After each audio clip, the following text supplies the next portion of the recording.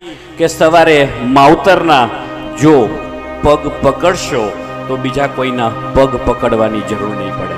હવે દિલીપસિંહ જેઠવા રચિત અને પ્રવીણસિંહજી સેવક દુનિયાની પ્રાર્થના વિનંતી અને હુકમ છે કે જ્યારે આજે પિતૃ વંદના કાર્યક્રમ છે, હું મારા પિતાશ્રીને યાદ કરું છું, તો અહીંયા જે પણ માવતરો પધાર્યા છે, ઓડિયન્સ છે, માતાઓ છે, એ પણ એના પિતાને યાદ કરે એવા વાક્યો આપણે આપણા પિતાને યાદ કરી અને માનસિક યાત્રા કરીએ. એટલે તમે મારા શબ્દોને ફીલ કરજો.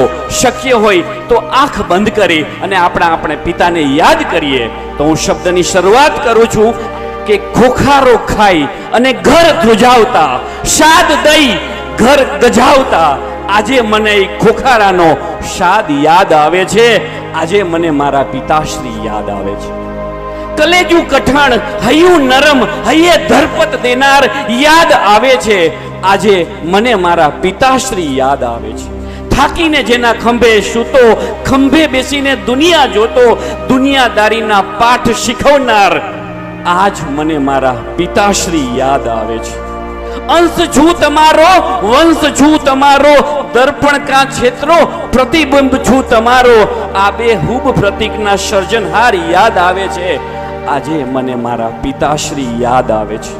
હવે પિતાશ્રીના કરુણ શબ્દ સાંભળજો કે કદી ગળે વળગ્યા નહીં, ખુલી ને કદી મને ભેટ્યા નહીં, ચાહું છું તમારાથી વધુ તમને, એ મારી સમક્ષ ક્યારેય બોલ્યા નહીં, અને ગળા ડૂબ ચાહનાર યાદ આવે છે. આજે મને મારા પિતાશ્રી યાદ આવે છે. હવે છોડાવી હાથ નિરાધાર ચાલ્યા ગયા, અનંતની વાટ પકડી અને વિશ્વાસ અને નિશ્વાસ સાથે ચાલ્યા ગયા. અંધકારમાં આંગળી ઝાલનાર હવે મને યાદ આવે છે. અને વટ વૃક્ષનો એકમાત્ર મારા જમીનનો ખાતેદાર મને યાદ આવે છે. આજે મારા પિતાશ્રી મને યાદ આવે છે. પણ હવે શું, મારો સમય ચાલ્યો ગયો કે માવતર છે ને ત્યાં સુધી પગ એમના કહેવાય ને પલાળી અને ધોજો, એમના પગ દબાવજો ને પગે લાગી અને આગળ વધજો. તો આપણે ફરીથી પિતાશ્રીને સાદર પ્રણામ કરીએ. આપણે સૌ આપણા પિતાશ્રીને યાદ કરીએ.